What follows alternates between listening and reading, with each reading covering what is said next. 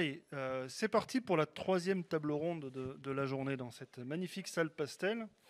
Donc nous allons nous intéresser aujourd'hui au rapport aux interactions entre le droit et la zététique. Voilà. Alors pourquoi est-ce important? Il me semble que c'est une question centrale dans la mesure où le droit est quand même très structurante dans notre société. C'est ce qui nous permet de vivre ensemble à peu près correctement. Donc mettre un petit peu d'esprit critique et de zététique dans tout ça paraît une bonne idée. Donc pour nous parler de tout ça, nous avons Richard, mon voisin. Allez, je vous laisse vous présenter. Vous connaissez mieux que je ne vous connais. Merci, Richard Monvoisin. Je suis enseignant-chercheur à l'Université de Grenoble-Alpes en didactique des sciences et mon job depuis 20 ans, c'est d'enseigner la pensée critique, la zététique, etc. Et aussi bien dans des instituts de formation pour des professionnels de santé que pour des licences, licences confondues. Et voilà, c'est l'essentiel de mon job. Et j'étudie les phénomènes étranges qui se profilent à l'horizon et les théories dites scabreuses ou en tout cas ambiguës. Merci. Donc François Pellegrini, moi je suis prof d'informatique à l'Université de Bordeaux. Donc qu'est-ce que je fais dans une table ronde en droit? C'est que en fait, depuis une vingtaine d'années, je braconne aussi sur les terres du droit et en particulier, donc je suis actuellement entre autres vice-président de la CNIL, où je dois, dans mon job, mettre en œuvre des instructions de dossiers par rapport à des responsables de traitement qui peuvent ou pas respecter la loi informatique et liberté. Et donc il s'agit d'instruire à charge et à décharge. Le doute, dit-on, doit profiter à l'accusé. Donc voilà, c'est quelques éléments que je pose déjà sur la table sur effectivement les relations entre le doute que doivent avoir les humains et le droit. Bonjour à tous, je m'appelle Sacha Sidoric, je suis docteur en droit et enseignant-chercheur en droit à l'université de Corse. Et on va parler de droit et de zététique et également je vais essayer de développer un aspect peut-être qui ne sera pas évoqué par mes deux co-intervenants, qui est l'aspect du droit comme discipline scientifique et des interactions qu'il peut y avoir entre le droit et la zététique, mais avec le droit vu comme une discipline scientifique, puisque ça reste aussi une discipline scientifique. On y va? On se lance? Le son est bon pour vous? C'est bon? Parfait, super. Donc moi je suis l'imposteur de service parce qu'en droit je n'y connais pas grand chose. Ah c'est toi? Bon on est deux, 2 sur 3 c'est pas mal. Alors c'est vrai que j'ai eu pas mal d'interactions avec des questions de droit et surtout l'année dernière, le responsable de la formation de la prépa juriste à l'université de Grenoble m'a demandé de venir faire un cours spécifique droit et zététique. Et alors donc j'ai été obligé de plonger un peu dans le domaine et donc j'ai essayé de faire la liste un peu des sujets qui me sont tombés dessus et sur lesquels j'ai pas forcément parfois toujours des solutions et au moins faire des grandes catégories. Et déjà le premier truc sur lequel j'avais démarré, c'était ça. Je sais pas si vous vous rappelez de ça, c'était en 2008. Une poupée vaudou à l'effigie de Nicolas Sarkozy, notre ancien et regretté président de la République, avait été éditée et une plainte avait été posée donc, par le président lui-même. Et s'en était ensuivi donc une condamnation de la maison d'édition qui avait fait ça.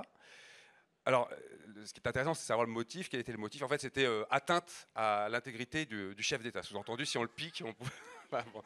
Et une injonction a été faite d'adjoindre un petit texte de prévention dessus. Il a été jugé, je vous le dis, que l'incitation du lecteur à piquer la poupée jointe à l'ouvrage avec les aiguilles fournies dans le coffret, action que sous-tend l'idée d'un mal physique, serait-il symbolique, constitue une atteinte à la dignité de la personne de M. Sarkozy. Mais par contre, la Cour d'appel de Paris a décidé de laisser ça en vente. Donc on peut quand même l'acheter, mais il y a cette injonction judiciaire qui est collée dessus. Donc c'est vrai que ça posait la question, s'ils avaient condamné au nom du lien vaudou, ça veut dire une reconnaissance juridique des liens vaudou, ça posait tout un nombre de problèmes. Et est-ce que le paranormal ou le surnaturel est reconnu dans les questions de droit? En fait, j'ai vu, il y a plein de points d'achoppement qui pose pas mal de questions. Un cas qui n'est jamais arrivé en France, mais qui est arrivé aux États-Unis, par exemple, c'est le cas d'une vente. Est-ce qu'on a le droit de vendre une maison sans informer la personne qui est acheteuse du fait que cette maison est potentiellement hantée? Et en 92, aux États-Unis, je crois que c'est en Pennsylvanie, il a été considéré recevable qu'elle était hantée as a matter of law, comme on dit, en matière de droit, puisque de fait, tout le monde savait qu'elle était hantée et que le vendeur en avait fait lui-même, avait rendu ça public. Et donc, ils ont cassé la vente. Mais en France, ça ne s'est jamais produit à ma connaissance. Et donc je ne sais pas ce que ça donnerait. Est-ce qu'on a le droit de casser des ventes, de casser des contrats pour des raisons de type surnaturel? Est-ce qu'on peut contracter de manière surnaturelle?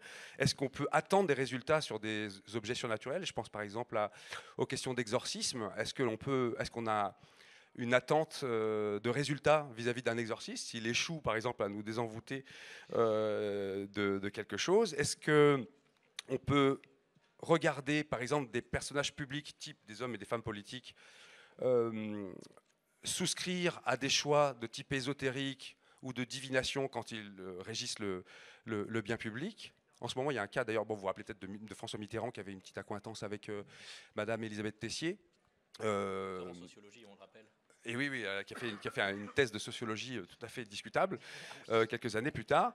En ce moment, il y a un cas très récent, le nouveau président coréen du Sud, dont j'ai oublié le nom, demande à déplacer le lieu de la Maison Bleue, qui est l'équivalent de... Ça me fait penser tout de suite à Maxime Le Forestier, la Maison Bleue, mais c'est l'équivalent de la Maison Blanche en Corée du Sud. Il veut déplacer le lieu de sa résidence et de son travail, son office donc présidentiel, pour des raisons de feng shui. Vous savez, l'art de disposition des meubles et du logement. Alors évidemment, c'est le droit coréen. Je ne sais pas comment ça fonctionne, mais je trouvais la question intéressante. Est-ce qu'un jour on pourrait éventuellement se retourner contre un chef d'État qui souscrit à des processus de divination comme ça?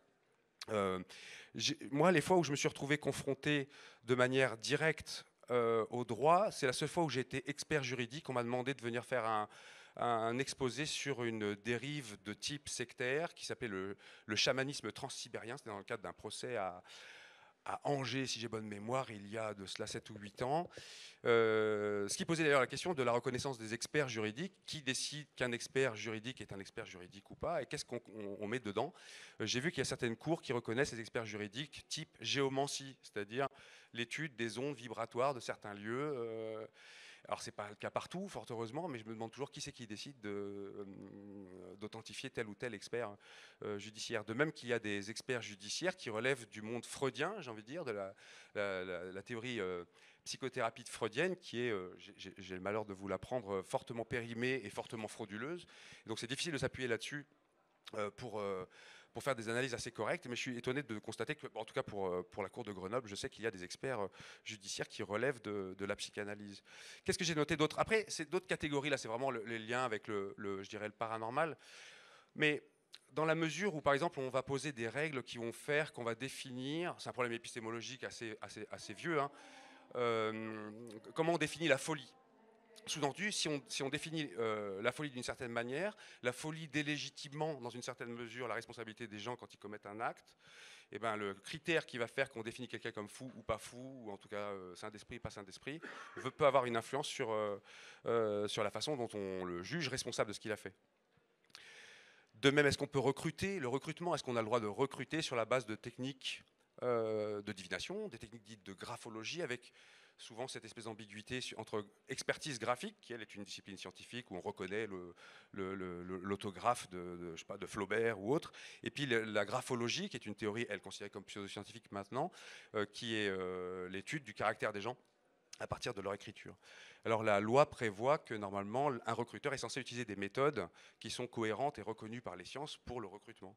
Mais est-ce qu'on a le droit de se retourner? Et c'était le cas, il y a eu une histoire comme ça. Est-ce qu'on a le droit de se retourner? Est-ce qu'une entreprise peut se retourner contre quelqu'un qui a été recruté en son sein sur la base d'une étude graphologique d'une lettre qu'il avait fait écrire à sa femme parce qu'il estimait qu'il n'écrivait pas assez bien? Vous voyez?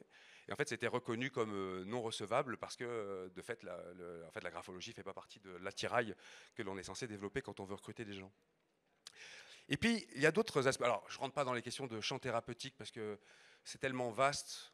Évidemment, l'abus de faiblesse, le délit d'abus de faiblesse, l'arsenal juridique français permet des choses qui permettent, qui permettent de protéger un peu, aussi bien sur les problèmes de consommation que sur les problèmes d'aliénation mentale, le grand public, surtout le public qui peut être potentiellement fragile et qui n'a pas toujours les outils pour se défendre vis-à-vis des sollicitations commerciales, entre autres.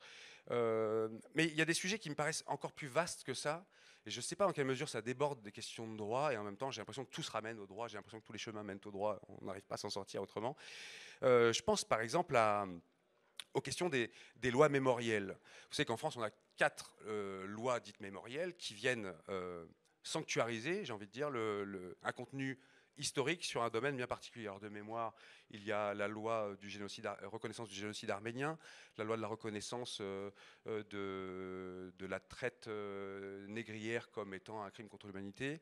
Il y a la loi dite Guesso de 1991 sur la non-contestation possible des attendus du procès de Nuremberg. Qui visait à empêcher les discours type négationnistes. Et puis, la dernière, c'est la reconnaissance du rôle positif des colonies qui a été passé sous Sarkozy. Alors, j'ai remarqué chez moi un double standard. C'est quand zététique, on dit, c'est-à-dire quand ça va dans le sens de ce que j'aime bien, je trouve ça cool, je me dis, ah, bah, c'est bien. Puis quand je trouve ça aller dans le sens de ce que j'aime pas, je trouve ça assez déplorable. En fait, ce que c'est la justice qui doit trancher sur ces affaires-là, qui normalement relèvent du travail scientifique des historiens, des historiennes, des historiographes, etc. Et aux États-Unis se posaient d'ailleurs des sujets de ce genre. Est-ce qu'il fallait déclarer comme anticonstitutionnel des tentatives de type créationniste? Je pense que vous avez déjà entendu parler de ce qu'on appelait les premiers procès du singe, deuxième procès du singe et le dernier procès du singe qui s'appelait le procès de Dover en 2005. Ou est-ce que l'intelligent design, c'est-à-dire l'idée qu'une main invisible guide l'évolution, pouvait être enseignée au même titre que la théorie de l'évolution sans main invisible, par exemple, ce qui a été décidé comme anticonstitutionnel. Et j'étais plutôt heureux de ce résultat, mais je me suis dit, mais est-ce que c'est vraiment au droit de poser ça, quoi? Et ça pose toujours une espèce d'ambivalence entre les faits qui vont venir nourrir des décrets ou des lois, et dans quelle mesure des décrets et des lois viennent-ils bloquer, figer parfois un contenu bien spécifique. Et je trouve ça assez ennuyeux. De fait, quand des étudiants ou des étudiantes veulent travailler sur, je sais pas moi, les chambres à gaz, ce qui n'est pas un sujet qui me fascine outre mesure, hein, et ben, de toute façon, c'est le seul sujet sur lequel je suis obligé de leur dire non, parce que la loi m'interdit de leur faire aborder ce sujet-là. Et il y a un côté où j'en suis un peu content, et d'un côté, je suis assez horrifié de voir qu'en entretenant cette chape de plomb-là, en fait, on se rend compte que les complotismes différents autour de ce sujet ne font que proliférer. Donc je ne suis pas sûr que la loi Guesso ait réglé grand-chose pour le coup. Enfin, je ne vais pas être trop long là-dessus. Dans les cas où la loi a un temps de retard, des fois, tu me corrigeras sûrement, mais j'ai l'impression que la loi, c'est comme une espèce de scan avec un temps de retard de quelques années sur une morale d'une société. Et il y a des fois des écueils comme ça où on voit que malgré les résultats scientifiques sur un domaine, je pense par exemple à la balance bénéfices-inconvénients sur la législation, la libéralisation de la vente du cannabis, par exemple. Je vois que la science ne perfuse pas encore le droit au point de rendre ça légitime, alors que les résultats positifs sont assez congruents sur le sujet. Il y a eu les mêmes polémiques sur les réductions des risques liés à la toxicomanie. Est-ce que proposer des salles de shoot, par exemple, ça a créé le problème? En fait, ces questions-là, elles sont vieilles. Il y a eu plusieurs aspects comme ça au cours de l'histoire. Un que j'avais documenté portait sur la question des tours d'abandon. Je ne sais pas si ça vous parle, les tours d'abandon. C'est une espèce de boîtes qu'on appelle parfois des boîtes à bébés, qui ont été tolérées en France jusqu'en 1904 et qui ont été interdites par la suite. Des boîtes qui permettaient de poser discrètement son bébé quand on ne voulait plus s'en occuper ou qu'on souhaitait l'abandonner. Alors, est-ce que ces boîtes créent le problème, aggravent le problème, ou est-ce qu'au contraire, elles permettent d'éviter des drames plus grands, genre retrouver le bébé dans le caniveau Véronique Courgeot considère que c'est son congélateur fait le taf pour le... On peut prendre cet exemple-là. Et il y a des pays qui tranchent de manière très différente. Hein. En Suisse, c'est toléré, en Italie, c'est toléré, en Russie, c'est toléré, en France, c'est donc illégal depuis plus d'un siècle.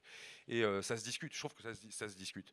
Je ne rentre pas dans le sujet, peut-être que tu vas venir là-dessus sur le statut de la preuve, comment on administre une preuve en justice. Il faut savoir qu'il y a eu parfois même des biais statistiques qui ont été relevés.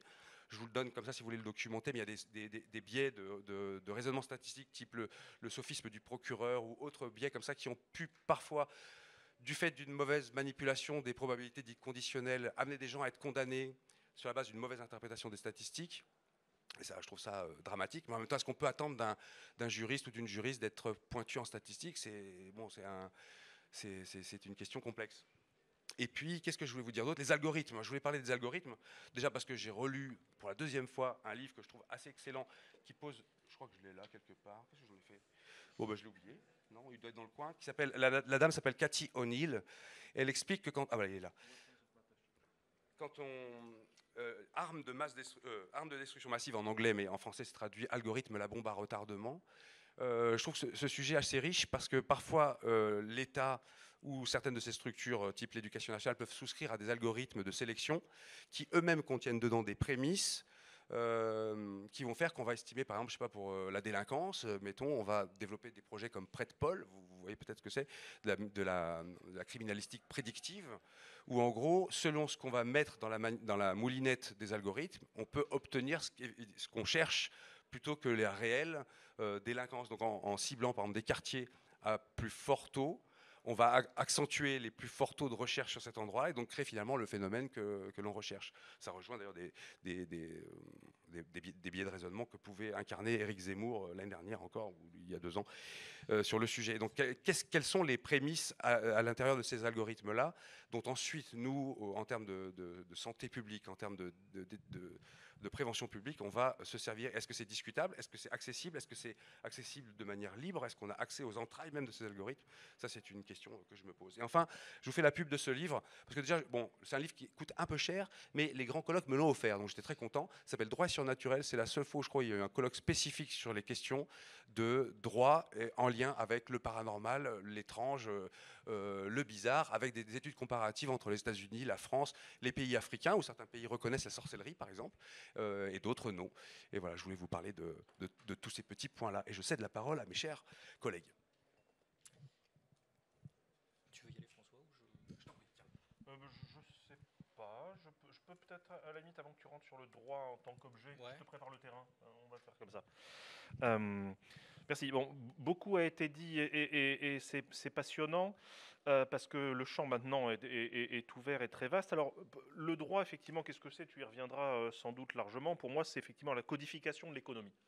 Alors, en première année de droit, on dit bien qu'il ne faut pas confondre le droit et la morale, hein, parce que justement, le droit vise à une certaine objectivité de l'administration des jugements, même si finalement, en France, dans le système juridique français, il s'agit d'emporter la conviction du juge, la question d'intime conviction qui revient aussi dans le cadre des procès d'assises, ce qui est très différent du système des États-Unis, où on voit qu'aux États-Unis, il faut que les membres du jury aient été convaincus par les preuves, c'est-à-dire evidence-based, et ils vont se baser sur les preuves, et s'il n'y a pas les preuves, ils ne pourront pas émettre de jugement, quelle que soit leur conviction. Donc on voit déjà qu'il y a une différence aussi de morale qui apparaît dans la façon de juger. Par rapport à ce qu'on disait sur les radiesthésistes et autres et les exorcistes, finalement, ça aussi c'est une notion du droit qui existe beaucoup, qui s'appelle, c'est une différence fondamentale entre l'obligation de moyens et l'obligation de résultat. Après tout, hein, l'exorciste, il fait tout ce qu'il peut pour exorciser, puis si ça ne marche pas, désolé, et pourtant il vous garantit qu'il a utilisé les meilleures pratiques de la discipline pour essayer d'arriver à son résultat. Alors, effectivement, à partir de là, quel est le sens de la justice? Il y a eu des tas d'études qui ont été faites, et c'est ce que tu as dit par la suite sur le traitement algorithmique. Je ne parle pas d'algorithme, mais je vous expliquerai pourquoi. Qui est intéressant parce qu'il y a eu beaucoup d'études qui ont été menées, par exemple, sur les taux de libération conditionnelle au cours de l'évolution de la journée, pour en arriver à un aphorisme qui est: la justice, c'est ce que le juge a mangé. C'est-à-dire qu'on voit très bien une évolution entre le taux, donc et corrélation négative, entre le taux de remise en liberté conditionnelle et la glycémie du juge à mesure que la journée se passe. Et ça, c'est un point important parce qu'il y a des biais qui arrivent derrière ça. C'est-à-dire qu'en particulier, pour choisir par exemple l'ordre dans lequel on passe au tribunal, ce sont les vieux avocats qui, parce qu'ils sont inscrits plus anciennement au tableau, ce qu'on appelle le tableau, peuvent choisir le moment de leur audience en fonction de leur convenance personnelle, mais connaissant la réalité de la glycémie du juge, on peut avoir tendance à dire qu'effectivement, si on est un avocat qui a le choix par rapport au jeune commis d'office, on prendra plutôt les moments après le repas ou en début de matinée où le juge sera de bonne composition, pour espérer avoir un taux de réussite vis-à-vis de ses clients qui sera meilleur. Et donc l'expérience du juge, ça peut être son âge, mais ça peut être le biais non dit, que son âge égale sa capacité de choisir le moment, égale que la capacité de prendre un moment où le juge sera plus réceptif à ses arguments. Donc tout ça pour montrer que administrer la justice, c'est quelque chose de délicat. Et effectivement, dans la mesure, là je rentre un peu dans ce que je voulais vous dire, où on cherche ensuite à essayer donc de se forger sa conviction pour pouvoir dérouler son argumentaire et au final poser une décision de justice, eh bien, doivent intervenir des éléments, comme on l'a dit en France, à charge et à décharge. Et il faut éviter de trop se sentir attiré par l'envie de poursuivre, par le goût du sang, pourrait-on dire de façon dramatique, qui nous ferait chercher les arguments qui nous intéressent à charge et rejeter les arguments à décharge parce qu'ils ne rentreraient pas dans le schéma. C'est un peu ce que tu disais sur la notion de double standard. Et ça, effectivement, c'est un point important parce que une preuve, un élément de preuve, justement, parce qu'il vaut mieux parler d'éléments, à lui seul ne doit pas suffire. Moi, en tant qu'informaticien et en tant que j'allais dire, scientifique et hacker par nature, j'étais très intéressé par les récentes évolutions autour des empreintes digitales, par exemple. Les empreintes digitales, c'est une découverte donc de la fin du 19e siècle. C'est les travaux de Vucetich notamment, qui a découvert la prétendue unicité des empreintes digitales.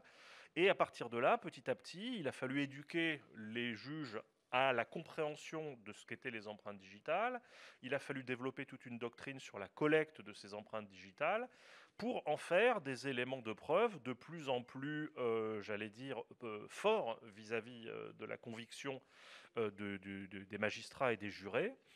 Et puis arrive le numérique, ces magnifiques appareils photo à 50 mégapixels, où donc des gens du Chaos Computer Club ont réussi à prendre en photo la main de quelqu'un qui faisait exactement les gestes que je fais parmi vous, et à partir de là, avec une imprimante 3D, à refaire des gants qui effectivement contiennent l'empreinte digitale de la personne en question, et après on peut aller étrangler Tata Ursule, et ça montre bien qu'il faut être, j'allais dire, d'une très grande vigilance par rapport au fait que ces éléments, même dont on pouvait par le passé penser qu'ils avaient une force probante importante, parce que c'était ce qui était dit, tout d'un coup, cette force probante peut être remise en question par effectivement des avancées de la technique ou alors la mise en œuvre d'un certain nombre de cas.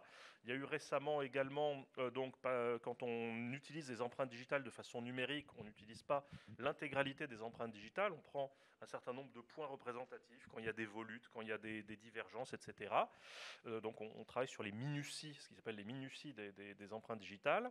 Et finalement, cette façon de capter les points, eh bien, au final, peut faire en sorte que deux personnes qui ont des empreintes digitales différentes se retrouvent avec des gabarits d'empreintes identiques. Il y a eu un cas en Grande-Bretagne il y a quelques années, donc qui a effectivement fait parler dans les milieux judiciaires, d'une personne qui a été accusée à tort parce que, bien que n'ayant pas la même empreinte digitale, elle avait le même gabarit. Et donc il y a eu correspondance de gabarit, et le doigt de la justice s'est pointé sur le kidam en question. Donc ça, c'est pour montrer qu'effectivement, quand les principes du doute doivent réellement être ancrés dans la décision de juger. Et on dit parfois que le juge a la main tremblante, parce que il y a des conséquences effectivement qui peuvent être extrêmement importantes pour les personnes de l'acte de juger qui est dévolu au juge, et c'est une fonction sociale qui n'est pas simple, parce que le juge est censé éventuellement même pouvoir exonérer la personne en jugeant du cas de force majeure, et là aussi c'est un élément important. On a parlé de la question de la folie, de ce qu'on appelle plutôt l'altération du discernement. Est-ce que la personne effectivement était responsable de ses actes au moment où elle a commis l'acte qui est jugé? Est-ce qu'elle était dans un cas de force majeure, qui est aussi une occasion par laquelle on peut tuer quelqu'un, mais parce qu'on avait une bonne raison, peut-être pour en sauver un certain nombre d'autres, etc. Et je reviens donc pour expliquer que tous ces mécanismes-là, finalement, sont des artefacts humains. Le droit, c'est un artefact humain, et là, c'est pour ça que je te prépare le terrain. Mais tous les outils qu'on utilise, alors tu utilises le terme d'algorithme, moi, j'aime pas ce terme d'algorithme, parce qu'en fait, on rate la cible. Il y a trois objets différents sur le plan juridique. Il y a l'algorithme, c'est des maths, par exemple le théorème de Pythagore, l'algorithme de calcul du PGCD. Et puis ensuite, avec ces algorithmes, on les code dans des logiciels. Et les logiciels, c'est du code mort, c'est des 0 et des 1 qui sont quelque part sur un support informatique. Et ensuite, il y a quelqu'un qui prend la décision de mettre en œuvre un traitement de données. Et cette personne s'appelle un responsable de traitement. Et ce responsable de traitement, hein, il existe dans la loi, que ce soit pour la loi informatique et liberté, c'est le responsable de traitement. Pour la loi Godefrein, le responsable de traitement, c'est un objet juridique. Mais c'est la personne qui décide d'être loyale ou pas. La loyauté des algorithmes, ça ne veut rien dire. La loyauté du théorème de Pythagore, c'est porte nawak. En revanche, la loyauté de la personne qui met en œuvre un traitement de données vis-à-vis de qui? Vis-à-vis de ses intérêts, vis-à-vis des vôtres. Est-ce que les résultats qui sont fournis, c'est dans votre intérêt ou c'est pour vendre plus de pubs, etc. Ça, ce sont des vraies questions. Et évidemment, tous ces traitements sont effectués sur la base d'une modélisation. Et modélisation, ça veut dire préjugé. Pour moi, le mot modèle et le mot préjugé sont synonymes. Quand quelqu'un construit un modèle d'une réalité, eh bien, a priori, cette personne élimine ce qui ne lui semble pas important pour conserver les éléments qui lui semblent essentiels pour caractériser le comportement du système qu'il modélise. Donc, le droit n'échappe pas à cette règle. Donc, par rapport à tout ce que tu as décrit sur les traitements algorithmiques, bien évidemment, derrière, il y a des préjugés. La technologie n'est pas neutre. Hein. Je reprends mon petit élu, l'illustrer également pour vous le rappeler. Et donc le droit en tant qu'objet social n'y échappe pas non plus. Et je crois vraiment, enfin personnellement, moi j'ai eu le choix quand je suis rentré à la CNIL entre faire partie donc des membres de la formation de poursuite et de la formation de jugement, qui sont séparés pour des raisons juridiques bien évidemment, de constitutionnalité forte que, bah, évidemment, on ne peut pas être jugé partie. Et donc, moi, personnellement, j'ai choisi l'instruction parce que justement, en tant que hacker, j'aime bien imaginer les cas possibles, etc. Je ne me voyais pas du tout dans la fonction de juger, parce que la fonction de juger, je trouve que c'est une responsabilité importante, et que j'ai eu peut-être la lâcheté de ne pas vouloir l'aborder, puisqu'on m'a donné le choix. Mais le fait d'instruire à charge et à décharge est une obligation permanente, et vraiment la question du doute, la question de qu'est-ce qui a bien pu se passer pour en arriver là. Est-ce qu'il y a une volonté délibérée de la personne, ou est-ce que le hasard pourrait suffire à l'expliquer, même improbable? Ça doit être des questions qui doivent rester totalement présentes dans notre esprit. Merci. Je vais continuer cet exposé en recontextualisant peut-être certains éléments purement juridiques, et notamment sur le fait que le droit, c'est aussi bien un ensemble de règles juridiques, et c'est cet élément, ce sont ces éléments qui ont été évoqués, mais le fait que le droit est une discipline aussi universitaire qui cherche à étudier, à systématiser ces règles juridiques. Et je pense que les interactions entre zététique et droit sont au niveau des normes juridiques elles-mêmes au moment de leur création, mais sont également au niveau de l'étude de ces normes juridiques. Et j'essaierai d'évoquer ces deux points, ces deux temps. Voilà, j'essaierai d'évoquer ces deux temps en répondant un petit peu aux éléments qui ont pu être soulevés. Et en finissant, en essayant de prendre 5 minutes pour expliquer ce que peut être la recherche en droit en tant que discipline, en tant qu'université, puisque vos impôts financent des chercheurs en droit, dont le rôle n'est pas juste de lire des... Voilà, vos impôts me payent, donc voilà, je suis très content. Dont le rôle n'est pas juste de lire le code pénal et de recopier ce que dit le code pénal, mais dont le rôle est un peu plus profond que ça. Et ça me semble intéressant aussi d'évoquer quels liens peuvent exister entre cet aspect-là et la zététique. Entre la zététique et les normes juridiques, à mon avis, il y a deux interfaces d'interaction. Il y a au moment de leur élaboration et au moment de leur application. Donc l'application, ça a été évoqué un petit peu, c'est les questions de justice. De justice, pas dans un sens philosophique de qu'est-ce que la justice, mais de justice au sens du juge qui va rendre une décision. Et effectivement, les questions de zététique, les questions de doute, les questions d'esprit critique vont pouvoir se retrouver dans l'administration de la preuve, ça a été dit.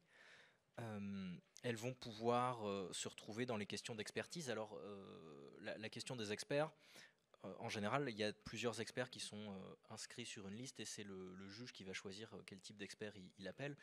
Quels sont les types d'expertise autorisés ou quels sont les types de spécialités reconnues? Il y a une espèce de pragmatisme qui ne va pas suivre le consensus scientifique mais le consensus social. C'est ce qui fait qu'on va avoir des experts en psychanalyse qui vont pouvoir témoigner devant les tribunaux parce que la psychanalyse même si scientifiquement c'est relativement bien débunké actuellement et que c'est assez difficile de trouver quelqu'un qui se prétend psychologue et qui accorde un quelconque crédit à la psychanalyse de Freud ou de Lacan. Pour autant, alors je ne sais pas si c'est par des formations françaises pour le côté Lacan ou quoi, mais pour autant la psychanalyse, avec Françoise Dolto aussi en plus, la psychanalyse reste en France un élément qui imprègne les milieux intellectuels. Et très pragmatiquement, dans la mesure où le consensus social donne encore du crédit à la psychanalyse, le juge va pouvoir les écouter. Mais c'est un petit peu comme quand le juge va se retrouver à écouter des experts qui pourront fournir des études ou des certificats médicaux qui vont aller dans le sens de l'électrosensibilité d'un individu. Parce que le juge, il n'est pas scientifique et le juge, il prend les outils qu'on met à sa disposition avec les moyens qu'on met à sa disposition, c'est-à-dire globalement pas grand-chose en termes de moyens, puisque les moyens de la justice en France sont assez médiocres. Donc le juge traite l'affaire comme il peut, avec les moyens du bord. Et je vais pas dire qu'il décide au doigt mouillé, parce que c'est évidemment beaucoup plus complexe que ça, mais quand on lui présente un expert, considéré comme un expert, bah, le juge, il n'a pas lu la littérature scientifique, le juge, il ne sait pas nécessairement que la psychanalyse, ça n'a aucune valeur scientifique, que la radiesthésie, je ne pense pas qu'il y ait des radiesthésistes dans les tribunaux français, en tout cas j'espère, mais... ouais, voilà. Mais il ne sait pas que telle ou telle discipline, c'est une vraie discipline ou pas. Donc le juge va écouter l'expert. Il ne va pas nécessairement le suivre, mais il va au moins l'écouter. Je parlais aussi, en tout cas je voulais essayer de parler d'élaboration des règles juridiques. Il y a assez peu d'interaction de la zététique avec l'élaboration des règles, c'est-à-dire, pour le dire très très vite, le moment où les députés vont reprendre la rédaction de la loi qui a été choisie. Oui, mais généralement c'est plus le Conseil d'État et les cabinets ministériels qui vont rédiger la loi et les députés qui vont la discuter et la voter. Il y a assez peu de prise en compte de la zététique au sens large et disons des biais cognitifs. On peut en trouver, cela dit, notamment en droit du travail, où on va interdire les discriminations directes, mais on va aussi interdire les discriminations indirectes, qui seraient de la sélection sur certains éléments qui seraient des éléments biaisés et qui amèneraient notamment à favoriser les hommes sur les femmes, par exemple. Je ne sais pas, ce serait si on prenait, si on embauche, c'est évidemment c'est un cas fictif, mais si on embauchait quelqu'un en fonction de sa taille, dans la mesure où les hommes sont en général plus grands que les femmes, s'il n'y a pas de bonne raison, ça paraît assez dur à justifier, pour embaucher quelqu'un de plus d'1,85 m, ça peut être une discrimination indirecte, et on peut avoir des discriminations indirectes qui sont biaisées et qui reposent sur ce genre de biais cognitifs. Dans ce qui concerne les contrats, est-ce qu'on peut contracter sur l'au-delà, j'ai envie de dire que le droit français est très pragmatique sur ces choses-là. Donc il n'y a pas de réponse tranchée à mon avis. Je ne suis pas du tout spécialiste de droit des contrats en plus, parce que c'est le gros souci. Quand on commence à être chercheur, on se spécialise sur un sujet tête d'épingle et du coup on ne connaît absolument plus rien de tout le reste. Je dirais que ça dépend. Donc il y a effectivement la différence entre l'obligation de moyens et l'obligation de résultat. Mais je suis, par exemple, est-ce que le fait qu'une maison soit hantée pour annuler une vente en France, je ne pense pas que ça passerait. Je m'étonnerais assez. Sauf si très indirectement le fait que la maison soit hantée puisse lui faire perdre de la valeur monétaire, puisse faire qu'il y ait des touristes ou des badauds qui viennent prendre des photos continuellement de la maison. Mais outre ces aspects qui ne sont pas liés au caractère soi-disant hanté directement, mais qui sont liés à des conséquences dans le monde réel et à des conséquences physiques, ouais, des nuisances, je ne pense pas qu'on puisse annuler une vente. Je vais essayer de passer au deuxième temps de ce que je voulais aborder, qui va être le lien entre la zététique et non pas l'élaboration du droit, non pas la fabrique du droit au sens large, mais avec l'étude du droit, puisque c'est mon boulot. En vrai, je suis enseignant-chercheur, donc je forme des petits juristes à l'université. Et à mon avis, la recherche en droit, c'est, pour le dire très très vite, l'élucidation de l'ensemble des normes juridiques qui régissent la société. Alors là, vous allez me dire, mais Sacha, tu es très gentil, mais il suffit de lire le code pénal pour savoir quelles sont les règles juridiques. Alors, oui, certes, mais c'est plus complexe que ça. S'il suffisait d'être capable de lire le code civil, de lire le code pénal, de lire la Constitution, pour être spécialiste de droit pénal, de droit civil ou de droit constitutionnel, Il suffirait d'avoir passé la classe de CP et de savoir lire pour être juriste. Or, il s'avère que si vous vous amusez à prendre un énoncé du Code civil ou même un énoncé de la Constitution qui semble relativement simple, il y a toujours des cas d'application, des zones d'ombre dont l'application n'est pas certaine, et c'est notamment le rôle du juriste et le rôle du chercheur en droit que d'élucider ces zones d'ombre. Et j'avais noté trois séries de remarques. Je vais commencer par la dernière. Clairement, pragmatiquement, la zététique n'est pas mobilisée par les chercheurs en droit, et les chercheurs en droit ne connaissent à peu près rien à la zététique. Ce serait même assez mal vu, je pense, par la communauté universitaire en droit de citer des travaux de zététique. Donc il y a une absence d'utilisation pratique effective. Pour autant, il y a une utilité dans la réflexion épistémologique qui est relativement importante en droit pour construire un raisonnement juridique correct.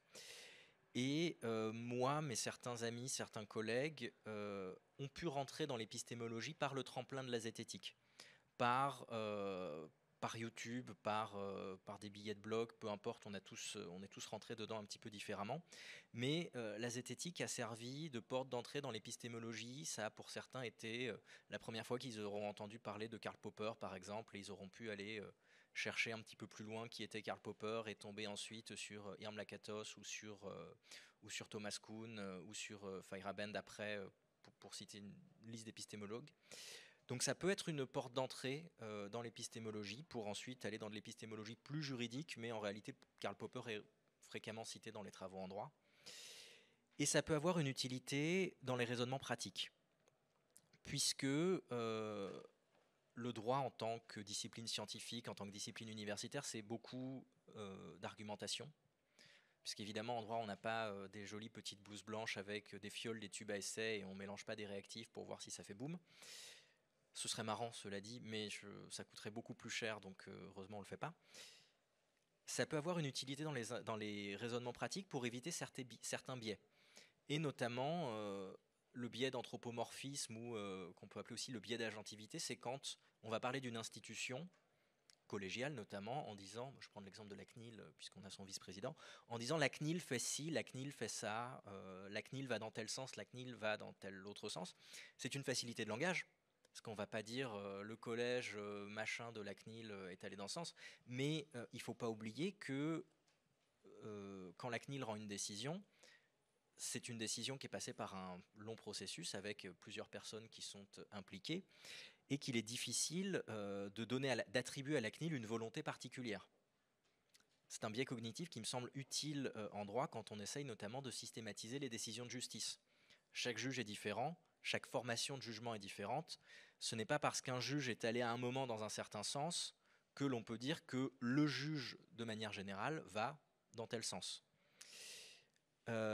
Et il me semble aussi, par exemple, que le biais de confirmation ou les questions d'illusion des séries, de pareidolie, sont des éléments auxquels le juriste doit faire attention, parce que le juriste, comme c'est pas une science vérificationnelle, on ne peut pas vérifier les assertions qu'on va poser, on a tendance, et moi le premier, on a tendance à voir des patterns là où il n'y aurait en fait peut-être que le chaos, et on a tendance à facilement voir des patterns et confirmer tous les comportements qui vont dans les patterns qu'on a identifiés, en oubliant tout ce qui va dans le sens inverse, et tout ce qui pourrait nous faire dire qu'en fait il n'y a pas du tout de pattern. Voilà à mon avis en quoi la zététique peut avoir un lien non pas avec le droit comme ensemble de règles juridiques, mais avec le droit comme discipline scientifique. Je ne sais pas si vous voulez rebondir sur quelque chose ou si on laisse la parole à la salle.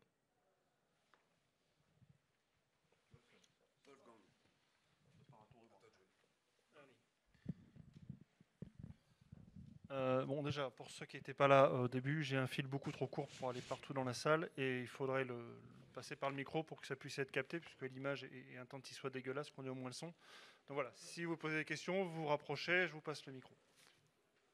Allez. Madame.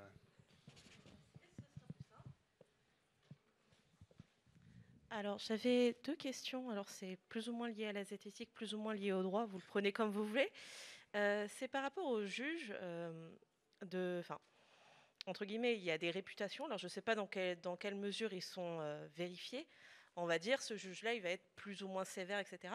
Est-ce que c'est quelque chose qui peut être normalisé comme, enfin, est-ce qu'il y a un travail qui peut être fait de renormalisation ou d'allègement, enfin, alors je vais caricaturer, mais on va dire pour les notes au bac, on voit bien qu'il y a un prof qui surnote tous les élèves, on rebaisse. Est-ce qu'il y a quelque chose comme ça qui peut être mis au niveau des jugements? Voilà, alors il y a deux réponses. Il y a effectivement parfois des juges dont les avis personnels bavent sur le jugement. Ça finit par se savoir et il y a des sanctions disciplinaires qui peuvent être prises contre certains magistrats qui effectivement ont pu outrepasser l'avis général de la section, parce que un juge, en fait, même dans les cas où il juge seul, il est au sein d'une institution. Et tu l'as très bien rappelé, fort heureusement, le juge n'est pas isolé. Alors bien sûr, il y a dans chaque chambre, il y a un magistrat qui va prendre les décisions, ou alors dans d'autres cas, ça va être des décisions collégiales. Mais ce qui veut dire qu'il y a quand même un filet social autour du juge, y compris pour qu'il ne soit pas seul face à ses jugements. Donc premier point, dans les cas extrêmes par rapport au juge lui-même, il y a effectivement des garde-fous disciplinaires qui sont mis en place pour éviter un certain nombre de dérives les plus flagrantes. Maintenant, rien n'empêche qu'il y ait des personnes qui soient plus ou moins sèches sur tel ou tel cas. Et donc, tu l'as déjà dit, Sacha, c'est l'appel qui existe. Hein. Le but, c'est l'appel. Il y a toute une hiérarchie d'appels mobilisables. Soit donc pour l'appel classique, hein, ça va être sans qu'il y ait besoin d'apporter beaucoup d'éléments nouveaux pour qu'il y ait un nouveau jugement qui soit demandé. Et plus on va bien sûr vers des juridictions d'appel élevées, plus il faudra mobiliser des éléments nouveaux qui n'auraient pas été pris en compte dans le cas des procès précédents, que ce soit en cassation ou alors si ça remonte même à la CEDH ou CJUE. Je ne sais pas si tu veux compléter. Mais je crois que c'est très important de comprendre que la fonction de juger, heureusement, elle n'est pas isolée. Et d'ailleurs aussi, même si normalement en droit, on ne doit pas commenter une décision de justice, hein, ça aussi c'est un point de droit, les journalistes, enfin les médias ne s'en privent pas non plus, alors parfois sans avoir compris la façon dont le jugement a été rendu et sur quels éléments le jugement a été rendu, justement parce que le droit et la morale, c'est pas la même chose. Mais de fait, il y a quand même un contrôle social aussi sur l'acte de juger, qui met d'ailleurs aussi la pression au juge également, dans un autre sens. Alors, moi, c'est un petit peu à côté, mais ça reste droit et zététique.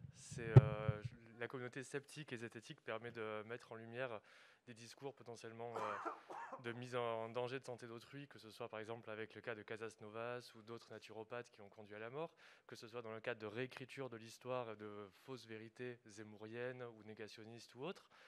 Est-ce que le droit n'aurait pas une place, une possibilité aujourd'hui de mettre un terme, une mise à mort à la liberté d'expression de personnes disant vraiment tout ce genre de choses, je veux dire, dont on sait scientifiquement, historiquement que c'est faux et que tous les experts sont contre et qui peuvent encore continuer, je veux dire, de dire malheureusement toutes ces balivernes, enfin charlataneries, où on met tout le sophisme qu'on veut là-dessus. Mais est-ce que vraiment il n'y a pas quelque chose qui serait possible une fois pour toutes à faire, plutôt que de lutter continuellement vers des gens qui disent des choses fausses et qui ont le droit de continuer de les dire?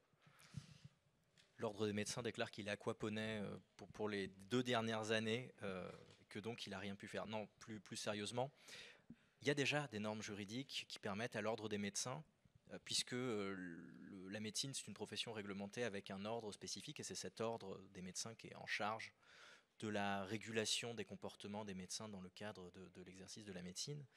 Et outre le cas d'une mise en danger de la vie d'autrui qui est très très difficile à caractériser dans le cadre des médecins influenceurs, je mets de grosses guillemets, mais comme Titi, de Las Casas pour pas dire son nom, le gros problème c'est que ça va être très très difficile de prouver qu'il a directement mis en danger la vie d'une personne particulière directement. Je dis pas qu'il l'a pas fait, j'en sais rien, mais ça va être très très difficile d'apporter une preuve directe. Là, si je vous dis tout de suite, si vous avez un cancer, arrêtez la chimio, on ne va pas considérer que j'ai mis en danger la vie de quelqu'un parce que je n'ai pas directement visé une personne en faisant pression sur elle pour qu'elle arrête son traitement. Et ensuite, pour une partie, pour ce type de discours, quand ils sont prononcés par des médecins, Les règles juridiques existent pour que le Conseil de l'ordre des médecins, mais on pourrait aussi parler du Conseil de l'ordre des avocats pour Fabrice Dividio, hein, par exemple. C'est un peu le même combat. Les institutions existent, c'est simplement qu'elles sont extrêmement laxistes dans leur application du droit positif déjà existant. Et donc, évidemment, il est possible de tout faire sur le plan juridique, hein. Donc, on pourrait imaginer des normes plus strictes, mais encore faudrait-il qu'il y ait des institutions pour les appliquer. Et on voit que pour l'instant, le droit positif existe, les institutions en charge de les appliquer ont aquaponé. Je comprends la question, un peu comme la question du délit d'entrave à l'IVG qui a été créé il n'y a pas si longtemps. Est-ce qu'on ne pourrait pas imaginer quelque chose de la sorte?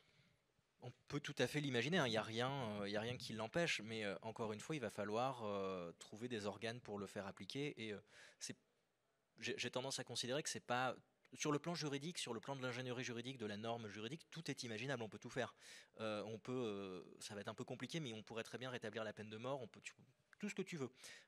C'est plus ou moins facile à faire, mais le droit, c'est un outil. Donc, et c'est un outil absolument malléable. La question ensuite, c'est est-ce que ces normes seront efficaces ou même effectives? Et là, c'est plus dur à voir parce que pour que les normes soient plus effectives ou plus efficaces, il faut qu'il y ait des possibilités d'application. Et on voit que déjà, quand il y a des normes positives qui existent, elles sont très difficilement appliquées. Mais même le délit d'entrave à l'IVG, c'est extrêmement dur de le caractériser et c'est extrêmement dur d'obtenir une condamnation pour ce délit. Je me permets d'intervenir. Dans la question, il y avait aussi, est-ce qu'on peut réglementer la vérité scientifique, ce qui rejoint un peu dans ton ouverture, Richard, sur les lois mémorielles. C'est-à-dire que, est-ce qu'on peut dire, une fois, j'avais entendu qu'aux États-Unis, ils avaient voulu fixer la valeur de pi, par exemple, à 3. Oui, mais c'est infiniment plus simple. Il faut bien l'admettre. Déjà, on n'a pas à se taper des flottants. Je sais pas, est-ce que tu penses de ça? On peut peut-être pas passer beaucoup de temps, parce que Richard en a déjà parlé, mais c'est un peu délicat. Est-ce que le droit peut... encore une fois, le droit est un outil. On peut imaginer une société à la 1984 où guerre égale paix, ce genre de choses. Donc, le droit, comme je disais, le droit est un outil. Donc, la question qui se pose, elle n'est pas juridique à ce stade, elle est morale et elle est philosophique. Est-ce qu'on veut d'une société dans laquelle c'est des normes juridiques qui disent ce qu'est la vérité et ce qui n'est pas la vérité? La France a une position, je pense, assez pragmatique et dans un gros entre-deux. On n'a pas le droit de nier l'existence de certains des génocides, ce qui n'empêche pas en réalité de faire de la recherche sur la Shoah. On peut faire de la recherche sur la Shoah, on peut faire de la recherche sur les chambres à gaz, on ne peut juste pas dire les chambres à gaz n'ont jamais existé. Ce qui est une contrainte relativement minime.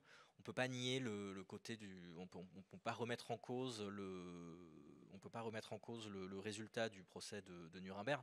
Ça me paraît être une limite relativement petite, relativement faible. Et voilà, on peut totalement décider de mettre une limite plus importante. Mais le droit à ce niveau-là est un outil et tout dépend de ce qu'on veut comme société. J'avais promis ici. On va laisser parler les gens d'abord.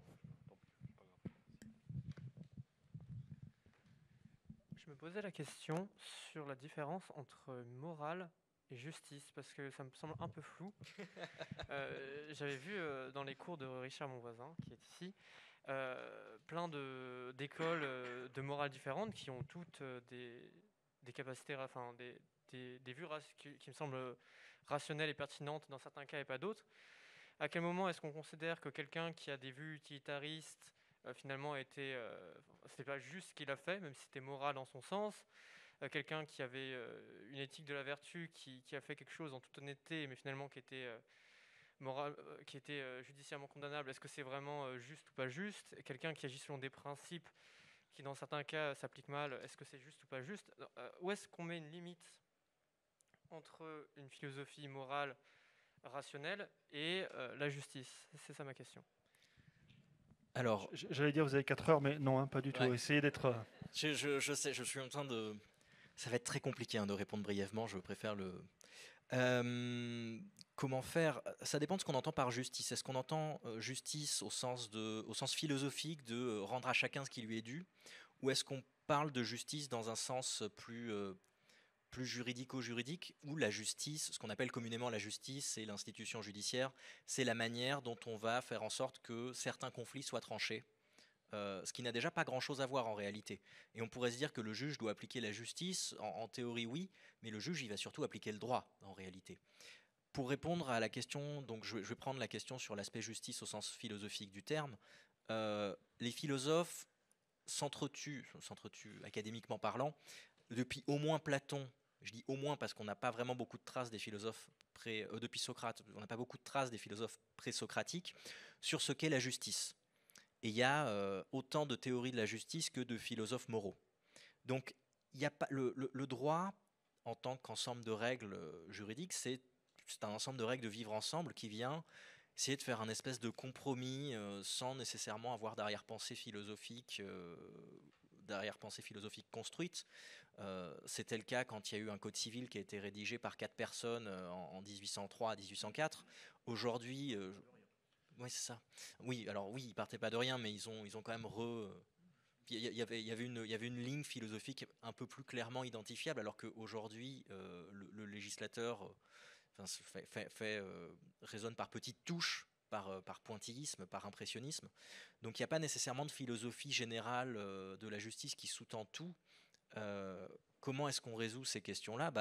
On regarde le droit applicable.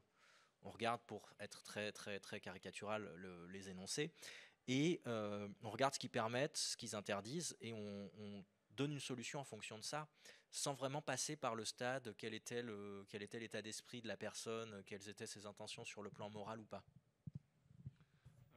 Un point quand même aussi, c'est que donc, ce qu'on décrit bien, c'est que le droit est un objet social et donc il évolue. Il évolue souvent en retard sur la société, parfois en avance. L'abolition de la peine de mort, ça a été décidé alors que effectivement une majorité de la population était encore pour. Et donc, comme c'est un objet social qui vise à réguler les rapports des gens dans la société, il y a des garde-fous forts qui ont été mis. En particulier, un point important dans un état de droit démocratique, c'est par exemple le droit pénal en France est d'interprétation stricte. Et ça, c'est important. Ça veut dire qu'on ne donne pas au juge le pouvoir tout seul de dire « Oh, mais il s'est passé ça, et moi je considère que c'est pas bien, et je vais raccrocher ça à telle loi qui existe pour arriver à t'attraper quand même ». Quand on dit le droit pénal est d'interprétation stricte, ça veut dire si jamais il se passe quelque chose qui est hors des clous de ce qu'a prévu le droit pour le moment, parce que nous sommes dans un État qui garantit la liberté tant que ça n'a pas été interdit, retour chez le législateur, pour qu'il y ait un débat public et que justement une décision qui peut avoir de graves conséquences pour les personnes ne soit pas prise au niveau du juge, mais bien au niveau du législateur avec tous les éléments de la fabrique de la loi dont on l'espère un débat public suffisant. Donc je crois que ça c'est important et c'est des choses qu'il ne faut pas imaginer remettre en question. J'ai vu quelques décisions par exemple sur la notion de vol de données qui est apparue, que je combats férocement parce que ça ne veut strictement rien dire, où un magistrat qui souhaitait poursuivre a essayé de raccrocher à la notion de vol de la captation de données. C'est n'importe quoi et ça n'aurait jamais dû passer parce que justement c'est une violation des principes fondamentaux qui protègent les personnes dans un état de droit démocratique. Et je rajoute toujours démocratique, parce que des états de droit, il en existe. L'Allemagne nazie était un état de droit, et en général, plus on a une dictature, et plus on a une bureaucratie, avec effectivement des tampons, des formulaires et des papiers qui circulent. Mais je crois que c'est pour ça que c'est important de considérer que la fabrique de la loi, c'est un objet sacré, et que l'action de législateur est une action, là aussi, qu'on ne doit entreprendre que la main tremblante. Et là-dessus, la technique a posé un problème. C'est que quand on devait écrire les lois à la plume sergent-major et qu'on les recopiait à la main, on cherchait la concision et on cherchait à avoir une cohérence globale de l'édifice. Depuis qu'il suffit de faire CTRL-C, CTRL-V et remplacer un mot par un autre, on a maintenant des usines à saucisses absolument phénoménales, avec une loi qui est totalement inintelligible, parce que dès qu'il y a un élément d'émotion et d'émoi populaire, alors CTRL-C, CTRL-V, on fabrique un truc, et puis on va le débattre, et puis on passera au journal télévisé. Et donc on a un vrai problème d'intelligibilité de la loi maintenant, parce que, bien sûr, la société devient plus complexe. Et là, il est clair aussi, il ne faut pas, et là c'est une pratique essentielle aussi, faut pas imaginer résoudre un problème compliqué avec une solution simple. C'est génial quand on y arrive en tant que scientifique, mais en général, c'est parfois qu'on a raté la complexité du problème. Et donc, par rapport à ça, vraiment, je crois qu'on vit dans une société complexe et qu'il faut apprendre à avoir des pensées complexes et à se dire j'ai une opinion, mais cette opinion capture-t-elle la complexité du phénomène que l'on cherche à réguler?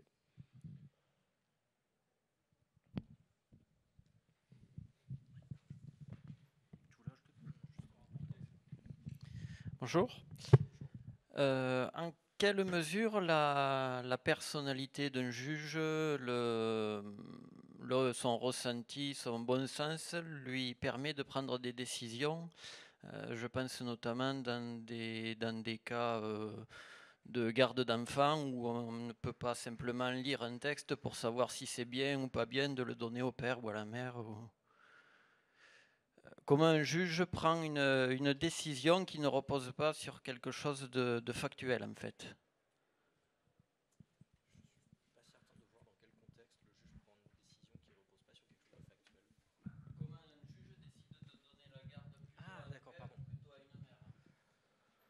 Alors en général, le juge décide pas seul. On dit le juge pour simplifier les choses, mais beaucoup de pas tous les jugements, mais beaucoup de jugements sont collégiaux. On juge. Alors avec la réduction des moyens de la justice, on juge de plus en plus à juge unique, mais bien souvent il y a une formation de jugement et avec une certaine collégialité. Comment le juge décide dans un cas de garde d'enfant, ça dépend. Enfin, il n'y a pas de règle. Dans un cas de garde d'enfant, pour l'attribuer au père à la mère ou à la mère, il y a toujours, enfin, ou aux deux pères ou aux deux mères, je ne vais pas commencer à faire de distinction, il y a toujours des éléments factuels qui permettent de trancher. Est-ce que est-ce que l'un des deux parents travaille ou pas? Est-ce qu'il a un cadre de vie suffisant pour accueillir l'enfant ou pas? Et on se rend compte qu'il y a souvent, alors spécifiquement sur ces questions-là, il y a de gros biais cognitifs des juges qui ont plutôt tendance à l'attribuer à la mère qu'au père. Mais comment le juge décide? Il y a toujours en fait des éléments factuels et matériels pour fonder la décision, ou en tout cas pour la justifier après qu'elle ait été prise, même si elle est prise sur un coup de tête et même si elle est prise dans l'émotion. Je ne sais pas si je réponds à la question suffisamment ou...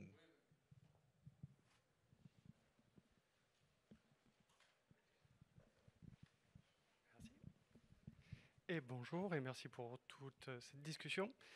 J'avais déjà des choses sur lesquelles je me suis pas mal renseigné qui pourront être peut-être débattues. En premier lieu, l'État, bon, je suis une personne trans, ça va permettre à la discussion. L'État juge du sexe des gens. C'est-à-dire qu'à l'heure actuelle, le sexe n'est pas quelque chose de défini dans la biologie. Ce qui veut dire qu'à l'heure actuelle, c'est un jugement. Et ce jugement est quand même sacrément mal foutu en France.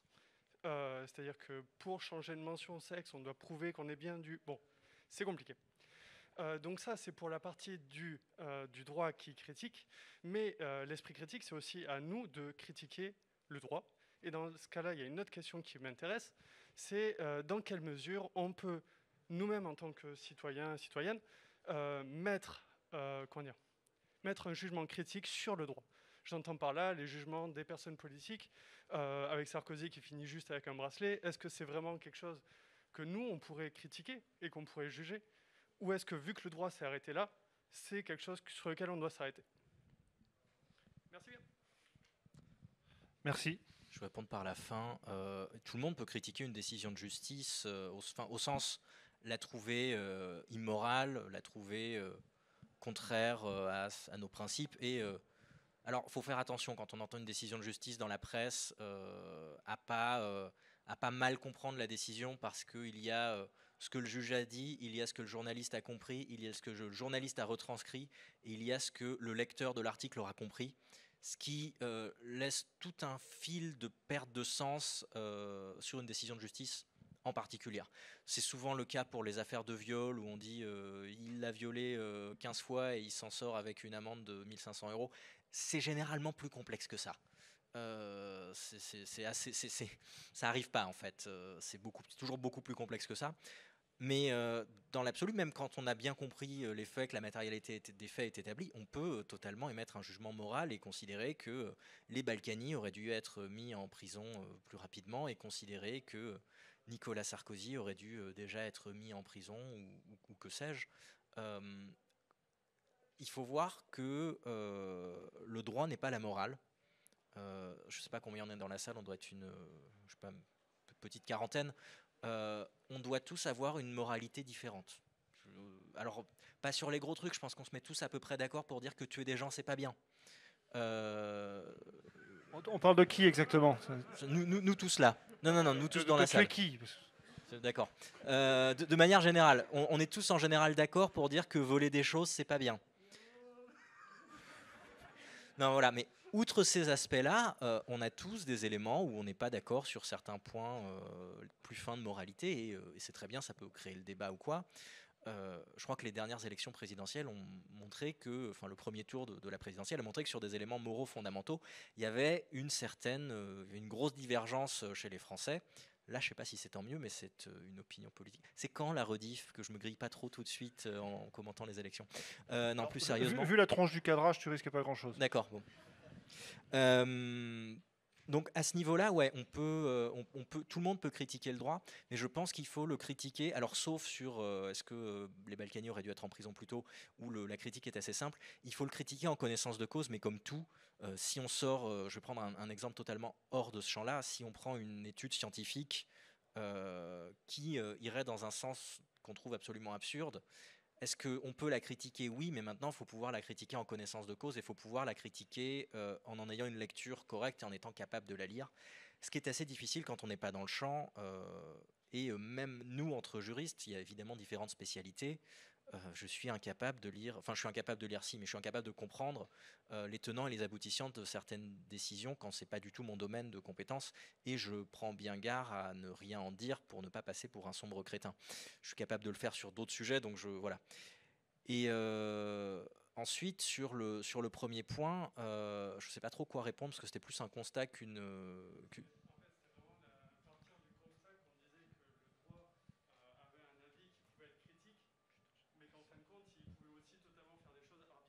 Mais le droit est arbitraire. Le droit, c'est un arbitraire cristallisé à un moment T.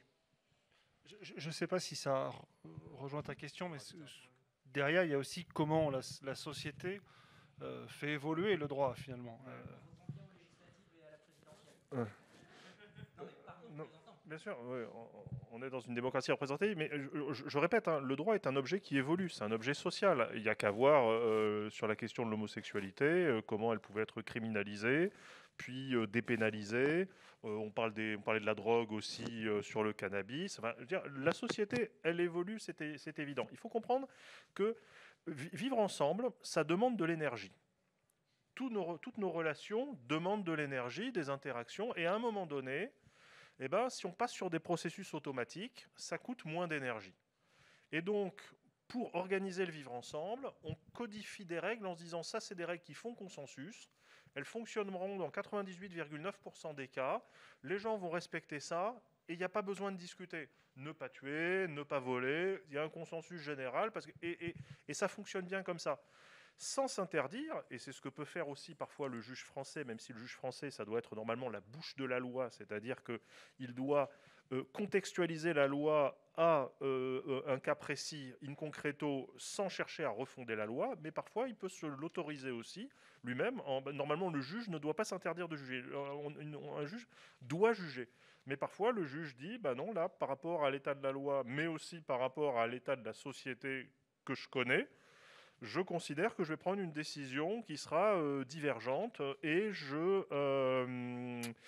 ça entraînera le débat et cette remontée vers les instances, comme tu le dis. C'est-à-dire qu'il faut imaginer, c'est un processus multi-échelle et c'est pour ça, parce que nous vivons dans une société complexe, on a des processus multi-échelles avec des juges de proximité et puis des magistrats d'appel et puis le législateur et qui chacun, en fait, et c'est la même chose d'ailleurs que pour la politique, hein, un politicien, c'est un généraliste, un député, c'est un généraliste de la politique.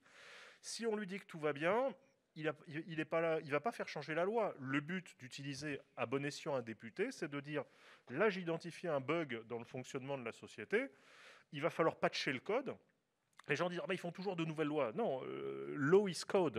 Lawrence Lessig dit code is law, mais moi, en tant qu'informaticien, je dis aussi law is code. La loi, c'est du code, hein, d'ailleurs marqué, code civil, code pénal, code machin.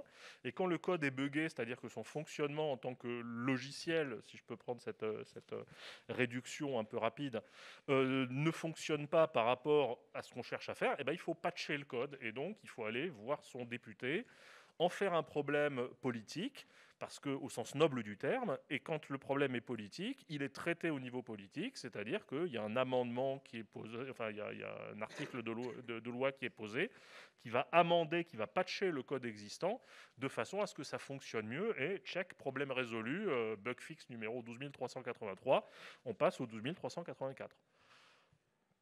Mais c'est comme ça que ça marche, et c'est plutôt pas mal.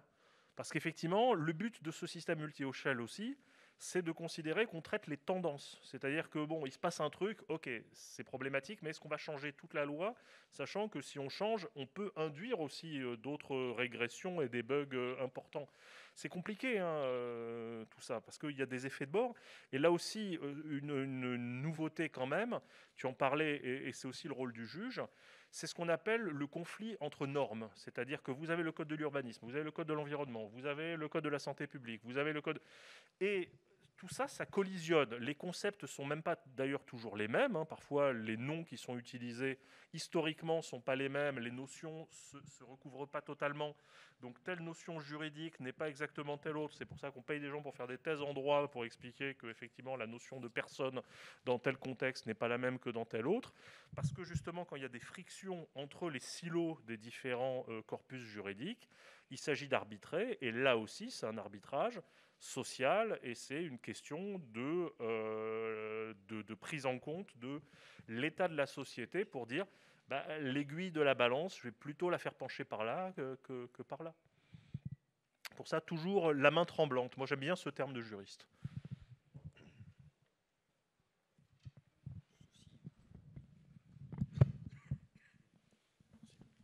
Oui, bon, j'allais poser une question, mais a priori, vous avez répondu dans vos différentes réponses. C'était essentiellement pour savoir, vous avez dit que la justice était un outil, et je voulais savoir si la justice s'était dotée d'outils pour s'auto-évaluer et du coup s'améliorer. Voilà.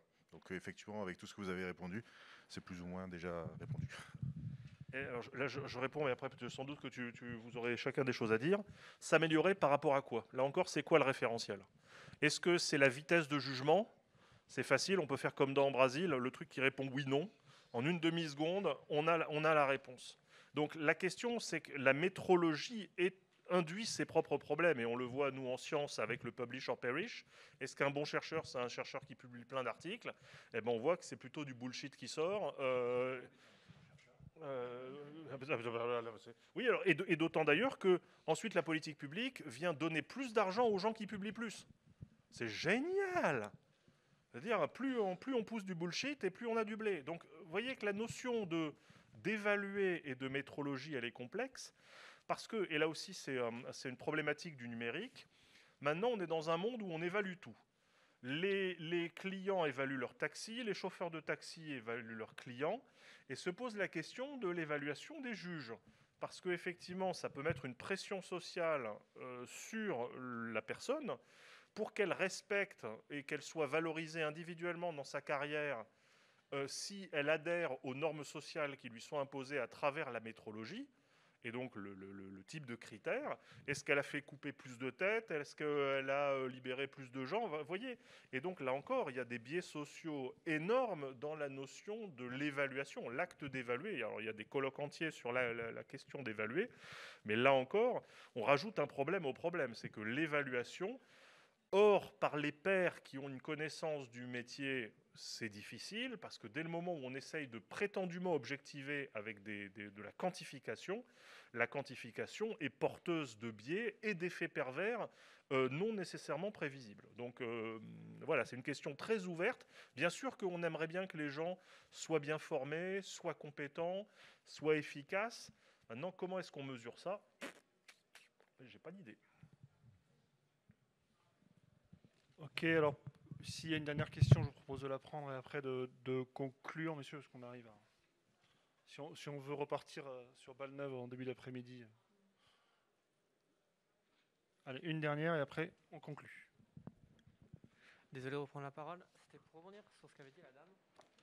À partir de quel moment on considère plutôt un avis public, un avis de société, plutôt qu'une vérité scientifique sur le sexe et le changement de sexe à l'état civil?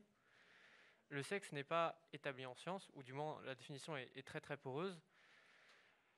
Et pourtant, on se réfère à des avis de législateurs qui sont élus par le peuple, plutôt qu'à la science qui aurait tendance, elle, à dire, ou du moins j'en ai l'impression, que ça n'a pas de sens de fixer les gens et que si vous voulez en changer, ça serait plutôt sur simple déclaration. Et pourtant, on se fie plus à un avis, un consensus d'une société, plutôt qu'à l'avis de la science. Donc du coup, c'est ça le lien entre droit et zététique. C'est est-ce qu'on se fie plutôt à l'avis du peuple, à l'avis de législateurs, ou plutôt à l'avis de la science? Et qu'est-ce que ferait le juge? Plutôt se fier à la loi qui est décidée par la société, ou plutôt à ce que diraient des scientifiques, des biologistes, experts du sujet? Il me semble avoir vu un cas, je crois que c'était le tribunal de grande instance de Tours en 2017, où avait été réclamé par une personne la possibilité d'être présenté comme sexe neutre, entre guillemets, droit qui lui a été refusé au motif, si j'ai bonne mémoire, que la société n'était pas prête encore à envisager la non-binarité des sexes. J'ai plus la motivation exacte de la décision, mais faut voir aussi, à mon avis, que sur cette question du changement de sexe précisément, en fait, en vrai, est-ce qu'on a vraiment besoin de foutre sur la carte d'identité le sexe de la personne pour l'identifier? Je ne suis pas certain. Culturellement, on a eu tendance à le faire parce que c'était un machin binaire. Jusqu'à la moitié du XXe siècle, la question des personnes intersexes était absolument minoritaire, et la question du changement de sexe était impossible techniquement. Donc la question se posait pas en réalité, et quand on a créé la carte d'identité, je rappelle que ça a été créé sous le régime de Vichy par ailleurs, la carte d'identité en France. Je suis pas en train de dire que c'est pas bien, hein, voilà, mais on avait la mention du sexe parce que c'était un caractère d'identification de la personne comme un autre, ça permettait de vérifier l'identité, voilà. Et culturellement, on a gardé ça. Et culturellement, en réalité, il n'y a pas de vraie raison rationnelle de pourquoi on la garde. On peut très bien...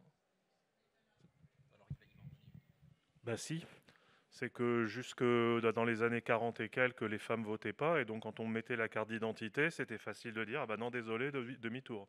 C'était un élément de ségrégation facile. C'est en termes d'ingénierie, quand vous aviez des choses, et pour la conscription militaire aussi. Mais éviter les fraudes. Mais je veux dire, aujourd'hui, il n'y a plus de, voilà, il y a plus de vrai enjeu à ce niveau-là. En tout cas, j'en vois pas. Donc c'est culturel. Pourquoi est-ce qu'on garde cette mention et pourquoi est-ce qu'on force, à la rigueur, qu'il y ait des démarches pour le changer sur l'état civil, peut se comprendre. Je ne suis pas spécialiste des questions d'état civil, mais j'arrive à concevoir qu'il y ait, pour des questions de registre, un intérêt. Sur la carte d'identité, il y en a plus, je pense que c'est culturel. Maintenant, qu'est-ce que doit faire le juge? C'est une question morale ultra complexe. Imaginez, on est en 1941-42, et on a décidé de voter le statut, enfin quand je dis on, c'était pas nous, c'était plutôt nos grands-parents éventuellement, ont décidé de voter le statut des juifs et de les exclure de la fonction publique. Le juge est censé appliquer la loi. Est-ce que c'est moral pour le juge d'appliquer cette exclusion des juifs de l'administration et d'appliquer de manière générale cette ségrégation sur une base religieuse? Qu'est-ce que le juge doit faire dans ce cas-là? Juridiquement, on va admettre qu'il existe un monde juridique différent du monde moral. Juridiquement, il est obligé d'appliquer la loi. Est-ce que moralement, c'est bien de ficher les juifs et de les exclure de la fonction publique? À part quand on a voté Éric Zemmour au premier tour, je pense pas. Vous avez le droit de pas être d'accord, hein, mais ça me gênerait un peu, je vais être honnête.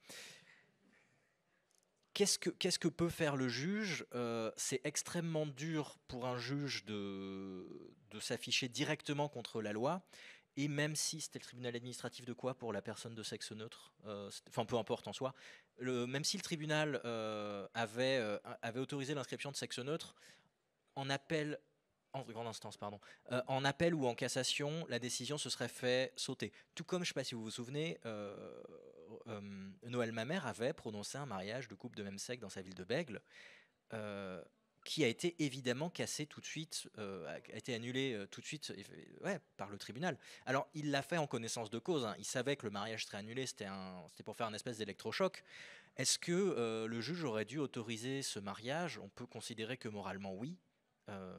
Maintenant, juridiquement, à l'évidence, vu l'état du droit à l'époque, c'était impossible qu'il l'autorise. J'ai pas la réponse sur ce que le juge doit faire parce que c'est une question éminemment morale. Il y avait un juriste allemand de la fin juste après la Seconde Guerre mondiale qui considérait, en gros, alors il parlait des juristes de manière générale, mais doivent appliquer la loi telle qu'elle est jusqu'à ce qu'elle devienne absolument moralement intolérable. Ça ne répond pas à la question parce que ça pose le problème de à quel moment c'est absolument intolérable. J'ai pas la réponse. C'est une question éminemment philosophique et à mon avis qui n'a même pas de réponse en elle-même. On aimerait tous que le juge aille dans le sens qu'on considère comme le sens de notre propre système de valeurs. Est-ce que c'est rien que faisable pour le vivre ensemble, où on s'est mis d'accord sur des règles avant et où on ne peut pas vraiment les changer en cours de route? Maintenant, dans certains cas extrêmes, est-ce que ce serait bien qu'il le fasse d'un point de vue moral? Oui. C'est une réponse de Normand, hein, j'assume parfaitement. Mais à partir de là, il sort de sa fonction de juger, c'est-à-dire qu'il redevient un citoyen qui pose un acte militant, mais il sort du rôle de rouage de l'application du droit tel qu'il est. Hein. Là, on en parlait, j'étais allé au Conseil d'État, j'ai retrouvé des décisions du Conseil d'État qui confirment l'exclusion de certains professeurs de la fonction publique parce qu'ils étaient juifs. C'est des décisions de 42 sur des décisions préliminaires sur la loi du 3 octobre 1940 portant statut des juifs. Voilà, le droit est un objet, c'est un outil, c'est ce qu'on en fait, c'est un objet social, c'est un construit social, je crois qu'on l'a bien dit et répété. Et à partir de là ensuite, est-ce qu'en tant qu'humain, on prend des décisions en fonction de notre référentiel moral, justement pour faire un électrochoc, y compris en violant la loi? Tu as rappelé le cas de Noël Mamère. Noël Mamère, il a clairement violé la loi telle qu'elle était en vigueur dans les années 80 quand il a fait ce mariage-là. C'est un acte politique, c'est un acte militant. J'allais dire, c'est ce qu'on doit faire dans une société démocratique, c'est effectivement toujours remettre en question ce qui existe. Hein, et là, finalement, on reboucle sur la zététique en disant l'objet existe, mais pourquoi? Et si les conditions ont changé, pourquoi ne pas le modifier? Il y a aussi un consensus social, puisque là encore, c'est la cristallisation d'un certain état du vivre ensemble. Ok, merci. Alors, je vous sens garnement. Alors, est-ce que vous seriez capable de conclure tous dans 2-3 minutes maximum? alors donc, on va faire le jeu de... Voilà. Très, très brève. Une phrase de conclusion. Ça va être une grosse phrase par contre. Phrase On de l'a juriste. vu, le droit est un outil. Le droit est un outil fait en notre nom de citoyens, par des élus, par des députés, impulsé par des hommes politiques. Et ma conclusion, c'est aller voter dimanche et aller voter aux législatives ensuite, parce que ce sont eux qui font le droit positif qui s'appliquera à vous dans le futur. Merci.